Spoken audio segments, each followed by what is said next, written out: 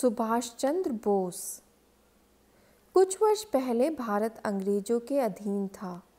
पूरे देश में जगह जगह उनके शासन का विरोध हो रहा था। भारत को स्वतंत्र कराने के लिए अनेक लोगों ने अपना जीवन बलिदान कर दिया। सुभाष चंद्र बोस उनमें से एक थे। सुभाष चंद्र बोस का जन्म कटक में 23 जनवरी 1897 को हुआ था। वह स्थान उड़ीसा राज्य में है। उनके पिता सरकारी वकील थे। 5 वर्ष की उम्र में उनकी शिक्षा प्रारंभ हुई। वे पढ़ने में बहुत अच्छे थे। हमेशा कक्षा में प्रथम आते थे। बीए उत्तीर्ण होने के बाद सुभाष चंद्र बोस ने इंग्लैंड जाकर आईसीएस की परीक्षा पास की। सरकारी नौकरी के लिए यह उस समय की सबसे कठिन परीक्षा थी। भारत लौटने पर उन्होंने तय किया कि वे नौकरी नहीं करेंगे। उस समय देश में स्वतंत्रता के लिए आंदोलन चल रहा था।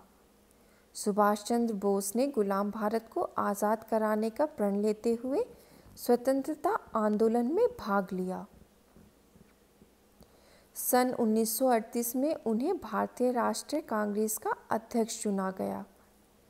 अप्रैल 1939 में उन्होंने अध्यक्ष पद से इस्तीफा दे दिया और फॉरवर्ड ब्लॉक नामक दल की स्थापना की। सन 1939 ईस्वी में द्वितीय विश्व युद्ध छिड़ गया। सुभाष चंद्र बोस अंग्रेज शासन के विरुद्ध युद्ध करने के पक्ष में थे। इस पर अंग्रेज सरकार ने उन्हें नज़रबंद कर दिया।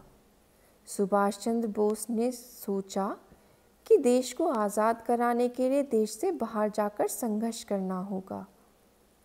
काबुली पठान के वेश में पुलिस से बचते हुए वे अफ़गानिस्तान पहुँचे। वहाँ से जर्मनी और फिर जापान गए। जापान से वह बर्मा, म्यांमार आए, जहाँ उन्होंने भारतीय सैनिकों के सहयोग से बनी आज़ाद हिंद फौज का नेतृत्व किया। उन्होंने दिल्ली चलो का नारा दिया और जवानों से कहा, तुम मुझे खून दो, मैं तुम्हें आज़ादी दूंगा। उनका जय हिंद नारा बहुत प्रचलित हुआ। देशवासी सुभाष चंद्र बोस को नेताजी कहकर पुकारते हैं।